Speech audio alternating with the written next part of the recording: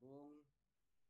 Ada teman-teman di sana anggota APSI seluruh Indonesia, teman-teman sahabat Tol Langit, ya kami punya komunitas Tol Langit nih Bu Neneng, dan Berdasi. Teman-teman di luar sana sangat semangat sekali menyaksikan webinar series ini yang sudah seberapa kali ya, dimulai dari 30 Juni nanti akan berakhir di 4 Agustus. Berdasi adalah teman-teman pengawas bekerja dan berkontribusi, sudah mensupport. Bapak Ibu, tadi pembicara pertama Bapak Dr. Manuri sudah menyampaikan secara gamblang teori dan banyak contoh-contoh, kemudian dilanjutkan oleh Bu Nora ini. Nah, giliran saya ini pembicara terakhir, komentari terakhir ini biasanya sudah habis ini Bu Nur, Pak Manuri. Sudah disampaikan, diborong semua oleh pemateri di depan. Ya, jadi saya tinggal mengiyakan gitu Bu Neneng. Teman-teman pengawas hebat, orang tua, ya peserta di ruangan ini juga tidak semuanya pengawas ini Bu Neneng ya. Ada dari umum, dari orang tua, pemerhati pendidikan, praktisi, dan sebagainya. Kali ini saya akan bercerita sama dengan Bu Nora ini. Ya, kalau teori di buku panduan sudah teman-teman sudah mendapatkan banyak, tinggal membaca. Tapi saya akan bercerita apa yang sudah saya lakukan ketika di masa pandemi, masa sulit ini. Jadi dimulainya sejak di Maret hingga Juni, kemudian saya coba evaluasi, kemudian hasil evaluasi ini nanti akan didapat kelemahan, ya, kekuatan, kemudian kelemahan, kemudian akan kita analisis, akan menjadi bahan perbaikan di tahun ajaran baru yang sudah dimulai secara kalender tanggal 13 Juli 2020, tahun ajaran baru. Nah, jadi dasar daripada akan dimulai belajar tahun ajaran baru dari evaluasi ini. Bapak Ibu, saya punya prinsip seperti ini supaya nanti teman-teman juga sambil serius, sambil santai. Jangan dilihat dari mana asal telur ayam itu. Bisa diterjemahkan ya teman-teman. Telur ayam itu asalnya dari mana, tapi kalau sudah dimasak bermacam-macam rasanya enak sekali. Nah, Bapak Ibu, kemudian saya mengquote apa yang dikatakan oleh Profesor Aris ketika presentasi SNP. Di sana kita semua di masa pandemi ini harus sehat walafiat. Jangan hanya sehat.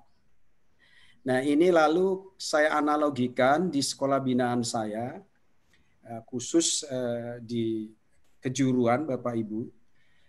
Banyak lab, banyak bengkel, ada perpustakaan, ya sarpras cukup semua, tetapi tidak dimanfaatkan oleh teman-teman guru, kepala sekolah. Nah, ini juga belum walafiat, hanya sehat.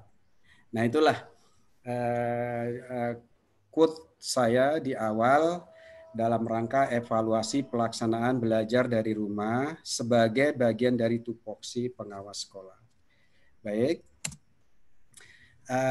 ini sudah diperkenalkan tadi di kita ada nomor HP sama WA yang belum disampaikan Bu Neneng ya, izin mungkin teman-teman di seluruh Indonesia ini saya baca chatnya ada dari Sibolga, Sumatera Utara nih, ada yang perlu nomor WA ya ini silakan diambil. Baik, tadi teman-teman pemateri di depan sudah menyampaikan dasar hukum kita melaksanakan tugas pokok kita, ya saya ngambil dua saja, yaitu Peraturan Menteri Permenpan Reformasi Birokrasi nomor 21 tahun 2010. Ini tentang jabatan fungsional pengawas sekolah dan angka kreditnya. Kemudian saya juga mengambil Permendikbud nomor 143 tahun 2014 tentang petunjuk teknis pelaksanaan jabatan fungsional pengawas sekolah. Jadi artinya secara de jure ya, walaupun kondisi kita sekarang ini sulit ya, dari Maret kemarin sampai sekarang di daerah yang bermacam-macam, tadinya sudah hijau, kemudian berubah lagi kuning zonanya, berubah lagi merah, bahkan ada yang hitam. Nah ini tidak harus kita terlena dengan kondisi itu yang sudah disampaikan oleh Pak Manuri tadi. Kita tetap ya, dasar hukum kita jelas bahwa kita punya tugas dan fungsi. Nah, sekarang kita tinggal bagaimana beradaptasi. Ya, jadi tidak menjadi alasan ini kan darurat gitu. Nah, maka dengan alasan darurat sudah benar-benar belajar dari rumah, bekerja dari rumah, berdiam dari rumah yang terakhir. Nah, ini pengawas yang seperti itu mohon nanti mudah-mudahan setelah ngikutin kita hari ini evaluasi sudah tidak ada lagi Bu, harapan kita diberikan kesehatan ya, juga keluarga kita yang di luar sana. Baik, Bapak Ibu, di samping itu saya juga akan menyampaikan kenapa kita kok harus bekerja dari rumah, belajar dari rumah, dan merantau dari memantau pelaksanaan dari rumah. Ya ini ada regulasinya gitu. Dari regulasi ini dari tadi sudah disampaikan teman-teman, pertama saya tinggal mengiyakan saja, sama ya, hanya bedanya mungkin slide-nya Bu Nora ini dengan slide-nya Pak Manuri dengan saya berbeda, tetapi tidak apa-apa, itu namanya unik gitu. Unik, tidak bisa saya harus menyamakan dengan Pak Manuri, dengan Bu Nora ini di Cianjur, saya kondisi di Lampung, juga teman-teman yang ada di Maluku, kita tidak bisa paksakan harus seperti ini. Kita punya model sendiri, kita punya pattern sendiri untuk kita implementasikan di sekolah binaan kita. Baik, saya tambahkan bahwa saya pengawas SMK memiliki 7 sekolah binaan. Kalau Bu Nora ini tadi 8 ya. Nah, kalau saya ini 7 ini Bu Nur kebetulan. Nah, pas dengan syaratnya. Baik, Bapak Ibu, mengapa harus kita evaluasi belajar pelaksanaan belajar dari rumah? Tanda tanya kan. Tadi sudah disampaikan oleh pemateri pertama, kemudian dipraktekkan best practice-nya Bu Nura ini. Sekarang saya juga harus ikut juga dong berunjuk rasa mempraktekkan best practice saya yang sudah saya lakukan gitu. Saya punya sekolah binaan ini kondisi situasinya mungkin ini ada yang lebih sulit dari punya kondisi yang ada di daerah kami. Bahkan mungkin ada yang sama gitu. Oleh karena itu, kenapa kita harus evaluasi teman-teman semua?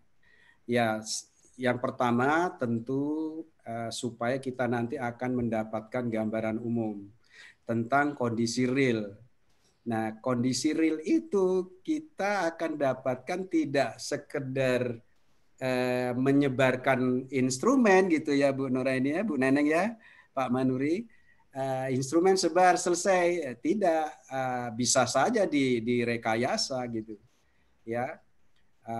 Makanya kita akan melihat tentang kondisi real. Kemudian Bapak Ibu, kenapa kita harus evaluasi? Ya, agar supaya nanti kita mendapatkan masukan. Masukan dari siapa? Dari semua pemangku kepentingan di bidang pendidikan, termasuk orang tua wali murid. Jadi bukan hanya masukan dari guru, bukan hanya masukan dari kepala sekolah gitu, tetapi dari orang tua. Ini yang perlu kita evaluasi. dari penelitian yang kita baca bahwa memang beraneka ragam nih, orang tua banyak yang menghendaki sekolah lagi tatap muka gitu, seolah-olah seperti tidak terjadi di situasi seperti ini. Nah, ini sebagai masukan kita dapatkan gitu.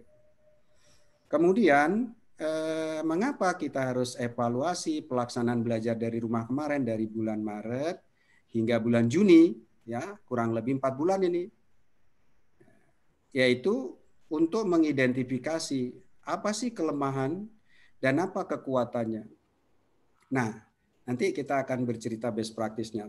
Ternyata Bapak Ibu, kalau hanya belajar teori, ya teori menyampaikan kirim instrumen, kirim link, teori. Tapi untuk SMK Bapak Ibu ini unik. Ya, SMK itu kan harus dia praktek gitu. Dia harus mempraktekkan bagaimana Pak orang tatap muka saja membuka baut ini susah, dia apalagi lewat daring bagaimana segi 4 baut itu. Nah, ini unik gitu di SMK. Makanya kita akan mengidentifikasi kelemahannya di mana, kemudian kekuatannya di mana. Ternyata kelemahannya banyak. Kalau hanya teori Pak, just theory is very easy gitu ya, semua bisa lakukan. But practice yang susah gitu di SMK. Kemudian teman-teman berikutnya, kenapa saya harus mengevaluasi? Ya supaya nanti ada 7 sekolah binaan saya itu, Ibu Bapak, itu tentu saja tidak sama gitu. Baik itu dari angel karakteristiknya, kemudian dari kondisinya tidak sama 7 itu. Ini juga terjadi di daerah tempat Bapak Ibu gitu. Tentu saya sudah memahami dari Sabang sampai Merauke ini Bu Nuraini itu berbeda kondisi karakteristiknya. Jadi maka bisa saja tadi Bu Nuraini tampilannya sangat menginspirasi gitu ya, praktik baiknya. Pak Manuri dengan teori-teori yang ditampilkan, instrumennya sangat super tadi, akan mendapatkan inspirasi oleh semua pihak, khususnya teman-teman pengawas APSI seluruh Indonesia ini. Baik, Bapak Ibu, nah ini saya lakukan best practice saya seperti ini Bu Neneng. Ya, write what you do what you write. Tulis apa yang Anda kerjakan. Kerjakan apa yang Anda tulis. Saya tidak mau mengerjakan yang saya tidak tulis gitu. Dan saya tidak akan tulis apa yang saya kerjakan. Jadi harus konsisten ya kita memberikan pembelajaran. Kalau di situ Bu Neneng sudah ditulis no smoking area, dilarang merokok, tapi di situ masih dilakukan merokok, berarti kan tidak sesuai gitu ya Bu ya. Nah, ini apa namanya, saya mempunyai prinsip seperti ini di dalam evaluasi gitu ya. Nah, makanya apa namanya, kita juga harus konsisten. Bapak Ibu semua, kemudian saya menggunakan prinsip dalam melakukan evaluasi pelaksanaan belajar dari rumah itu. Ya, ada yang menyebutnya work from home, ada yang BDR. Ya samalah itu ya, hanya bahasanya saja. Nah teman-teman, ini SHU.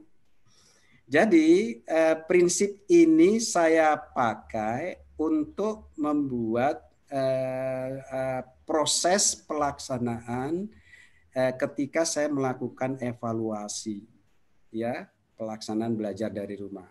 Yang pertama adalah simple. Saya lakukan ya sederhana saja karena seperti pesan dari pemerintah di de jure-nya ya kita keselamatan dan kesehatan itu utamanya di masa pandemi ini. Nah, kalau sampai apa namanya teman-teman guru, kepala sekolah tadi banyak dibebani murid-murid dengan tugas-tugas tanpa ada koordinasi, wah ini sudah complicated. Dia bisa create gitu, bisa menciptakan kejenuhan. Kejenuhan ini turunlah imun kekebalan tubuh itu Bu. Nah, makanya saya coba pakai ada teman-teman yang diterjemahkan, disingkat lagi, simple ini ada sederhana, implementatif, ya itu sederhana. Jadi evaluasinya sederhana. Bapak Ibu yang saya hormati, kemudian harmoni. Jadi ada kerjasama antara semua pihak. Ini harus dijaga keharmonisan. Jadi baik itu guru, kemudian kepala sekolah, murid, kemudian orang tua, ya. Ini ada semacam keharmonisan kerjasama, saling menjaga, saling menghimpun energi positif. Bagaimana sih kita sama-sama memerangi, menghadapi situasi pandemi ini? Kalau energi positif itu sudah kita himpun, kita berdayakan semua, ya seperti yang kita lakukan ini, gitu. Mudah-mudahan segera kita diberikan keluar dari masa-masa yang sulit itu. Baik, kemudian unik. Tadi sudah saya sampaikan bahwa dari Sabang sampai Merauke, ya itu berbeda-beda, tetapi satu darah Indonesia, ya Bu ya, merah putih darah Indonesia. Nah unik, jadi artinya sekolahan saya, sekolah binaan saya ini akan berbeda dengan sekolahan Bapak Manuri yang ada di Jakarta. Jadi kita tidak bisa paksakan harus pakai yang ini Pak supaya sama, tidak. Inilah kita menganut prinsip unik. Silakan, kita tidak paksakan, kita merdeka belajar, bukan belajar merdeka. Kalau belajar merdeka sih kita terkekang ya Bu Nora ini ya. Kita. Baik. Nah, teman-teman, tadi sudah saya sedikit singgung bahwa tulis apa yang Anda lakukan, kemudian kerjakan apa yang Anda tulis. Seperti ini artinya apa Bapak Ibu? Di masa pandemi ini ternyata kita juga identifikasi ada 3 tipe sekolah ya yang kita dapatkan. 3 tipe sekolah dan bagaimana cara kita proses mengevaluasi pelaksanaan tersebut. Nah, yang pertama ini gambarnya agak oranye merah ini ya, sama dengan zona ini oranye. Tipe C. Tipe C ini adalah sekolahan yang benar-benar belum ready, belum siap atau tidak support dalam pelaksanaan belajar dari rumah. Baik itu dari infrastrukturnya, ya, kemudian SDM-nya, tidak ada satupun yang mendukung. Ya, Pemdanya juga begitu. Jadi di 7 sekolah binaan saya juga ada itu Bapak Ibu. Tidak semuanya 7 saya harus punya sekolah binaan yang warna hijau itu, zona hijau. Tidak. Ternyata ada. Ya, mungkin di luar sana teman-teman mirip ada yang punya seperti itu. Jadi kalau yang sekolah tipe C, kemudian Bapak Ibu paksakan meng-share instrumen harus melakukan pembelajaran daring dengan video conference dan sebagainya. That is the points very difficult Bapak Ibu. Ya, walaupun sampai keluar air mata, manjat-manjat pohon kelapa mencari sinyal, sulit gitu. Nah ini.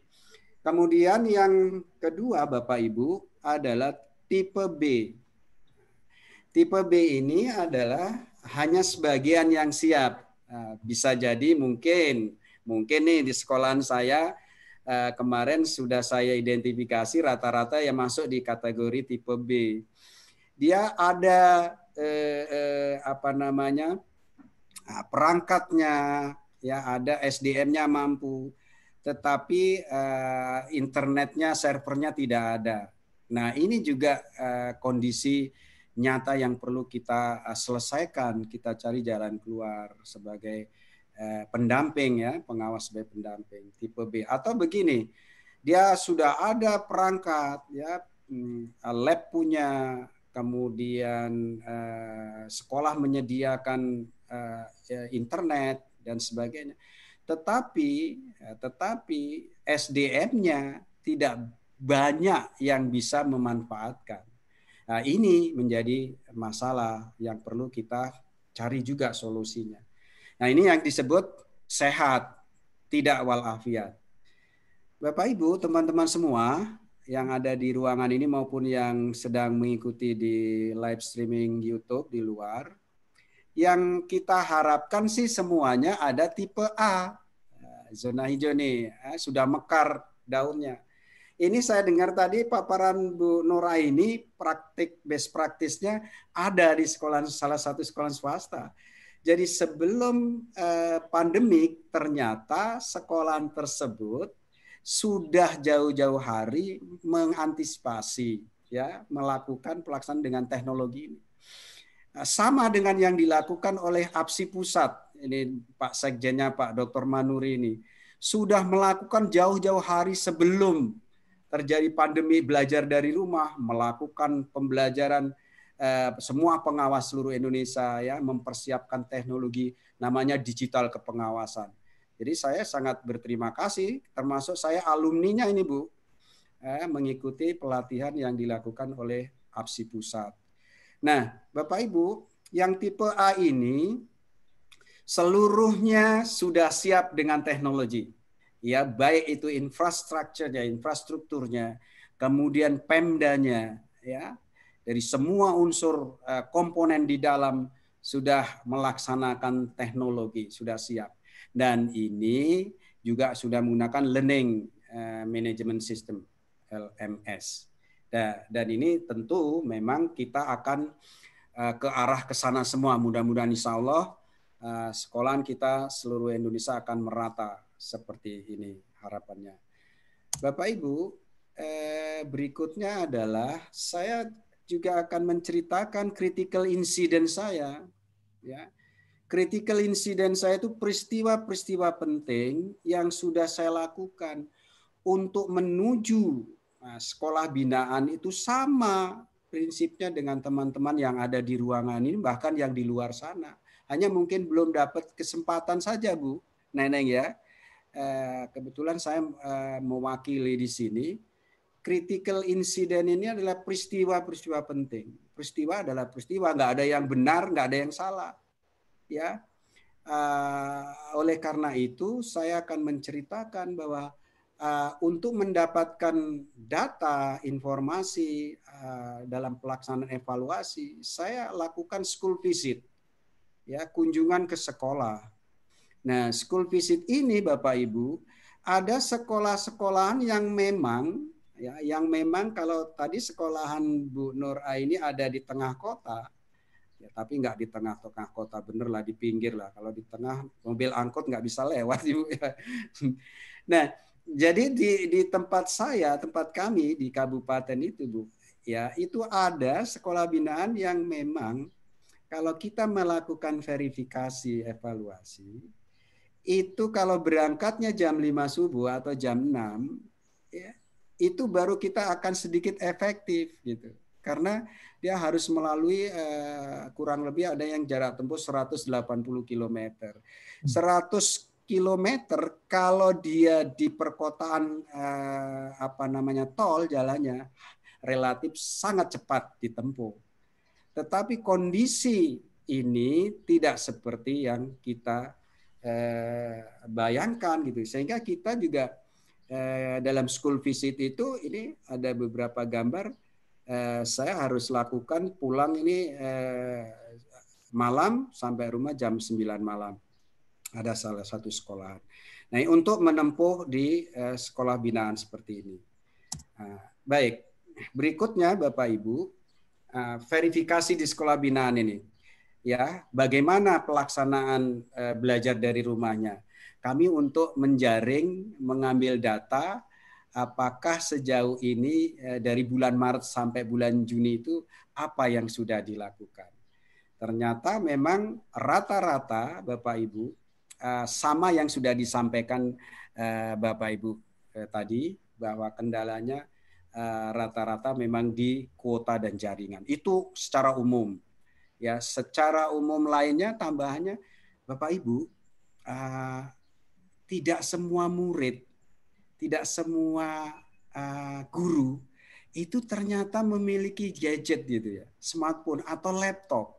Kalaupun ada beberapa, katakanlah 80% di sekolah binaan saya itu yang mempunyai, itu masih menggunakan laptopnya yang dua RAM-nya sangat kecil ya, 2 giga. Nah, bayangkan kemarin sudah komplain salah satu guru produktif ini Bu, mohon maaf, kelistrikan dan otomotif.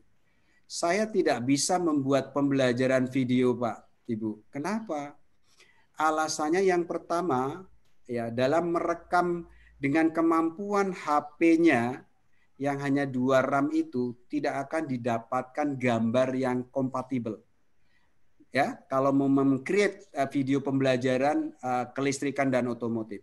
Nah, ternyata ini semua guru-guru produktif. Mohon maaf ya, kalau guru adaptif normatif bukan berarti dikesampingkan, bukan. Karena ini memang saya akan ceritakan yang sudah saya lakukan gitu. Nih, dalam rangka verifikasi.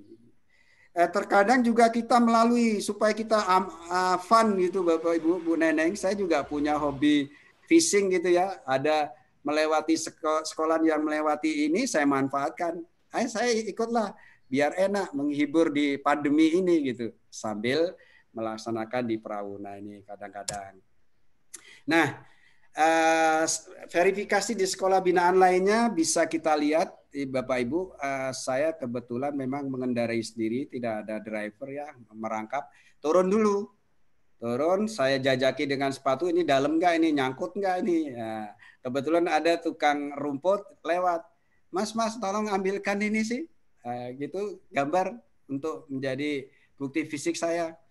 Karena saya punya prinsip bahwa kalau saya hanya bercerita di mulut, kalau tidak dibuktikan dengan seperti gambar, nggak percaya gitu. A picture can tell 1,000 words gitu. Jadi satu gambar itu bisa bercerita ribuan kata. Itu prinsip kita. Ya. Nah ini setelah itu saya nyampe lah di sekolah binaan di sini. Ternyata di sana alhamdulillah rezeki anak soleh walaupun sudah melewati medan seperti itu, sudah disiapin Bu, ada kue di sana. Ya, itu dalam rangka pelayanan. Berbicara mutu, mana mutu, peningkatan mutu, tapi pelayanannya tidak ada, itu bukan dari bagian dari mutu ya Bapak Ibu. Nah, ini Bapak Ibu yang saya lakukan kemarin berkolaborasi dengan teman-teman dalam rangka evaluasi, saya minta 2 orang sampel contoh untuk menceritakan kelemahan dan kekurangan kendala dalam belajar dari rumah kemarin. Mereka bercerita, kemudian saya rangkum, saya simpan di file. Nanti teman-teman Bapak Ibu juga bisa mengunduh yang sudah disiapkan oleh panitia dari Kemdikbud. Kemudian ini di sekolah binaan yang berbeda, ini masih dalam suasana pandemi. Ini agak lumayan saya diterima dalam protokol kesehatan yang ketat karena di sini Bapak Ibu zona kuning ya, zona kuning sudah kadang berubah menjadi orange gitu. Oleh karena itu saya berharap kepada semua guru di sana tetap melakukan protokol kesehatan dan ketat. Dan Bapak Ibu, yang terakhir kesimpulan yang saya lakukan untuk mendukung guru kepala sekolah, tetap saya lakukan kemarin dengan professional support. Sebagai pengawas sekolah, kita wajib ya mendampingi teman-teman guru. Maka saya minta bantuan kepada guru BK-nya di sekolah tersebut. Kalau di SMK kebetulan ada lebih dari 1 guru BK. Kalau di SD mungkin SD SMP ada yang tidak memiliki guru BK ya Bu ya. Nah itu kalau di SMK alhamdulillah ada beberapa guru BK-nya. Ini dalam rangka healing ya, counseling orang tua, murid-murid, kemudian guru yang membutuhkan bantuan. Jadi bukan murid saja yang perlu bantuan itu. Kemudian technical support. Nah, technical support diantaranya ada memang kemampuan, kompetensi, kapasitas guru tentang teknologi pengajaran belum merata. Bagaimana membuat daftar hadir online, ya. Nah, di situ kita support secara teknis, ya. Ayo kita pelatihan secara kolaborasi, mumpung ketemu. Bagaimana memanfaatkan Google Suite, bagaimana memanfaatkan Zoho Form, membuat akun dengan Google Form, Microsoft Teams, dan sebagainya. Ini technical support. Kemudian Bapak Ibu, secara emosional, kita wajib ya emotional support, empati. Saya sampai begini diceritakan best practice-nya kepala sekolah, Bapak Ibu izin ya sebentar. Bercerita dalam ruangan, kepala sekolah ini sudah sering marah-marah kepada anak itu, pada murid itu. Kemudian dipanggil, marah lagi, kepanggil, marah lagi sampai nangis. Minggu berikutnya, kepala sekolah mendapat informasi yang akurat. Kenapa anak tersebut sampai terlambat terus? Ternyata Bapak Ibu, si A tersebut sebelum berangkat dia harus memandikan ibunya yang lumpuh. Dia mandikan ibunya yang lumpuh di rumah. Saya mendengarkan best practice-nya, kepala sekolah ikut menangis. Baru selesai dia berangkat ke sekolahan yang dia tuju, Bapak Ibu. Dan itu juga dimarah-marah oleh kepala sekolahnya. Nah ini Bapak Ibu, maksud saya juga, kita juga berikan empati, emotional support dalam kondisi apapun. Jadi artinya kita tidak bisa menyamaratakan, kita harus mengenal karakteristik ya semua, baik itu guru, murid, kepala sekolah di sekolah binaan kita. Best practice-nya kepala sekolah diceritakan kepada pengawas, kepada semua, sehingga kita juga tergugah artinya. Baik. Itu yang bisa saya sampaikan di pertemuan ini, Bapak Ibu. Kalau nanti ada teman-teman yang perlu contoh, ini namanya contoh instrumen evaluasi pelaksanaan belajar dari rumah BDR, bisa diunduh dengan alamat link berikut ini. Ya, kemudian ada laporan hasil school visit sekolah binaan. Dan yang terakhir, jangan lupa saya berpesan bahwa tolong disampaikan kepada kita semua, saya, bahwa dari hasil evaluasi ini ternyata banyak guru yang tidak membuat kontrak belajar dengan murid-murid dan orang tua. Sehingga inilah yang akan membuat kendala. Oleh karena itu, sebelum dilakukan nanti di tahun ajaran baru ini, mari kita berikan saran untuk membuat kontrak belajar dengan orang tua dan murid. Terima kasih atas perhatiannya kepada semua pihak. Saya akhiri. Assalamualaikum warahmatullahi wabarakatuh.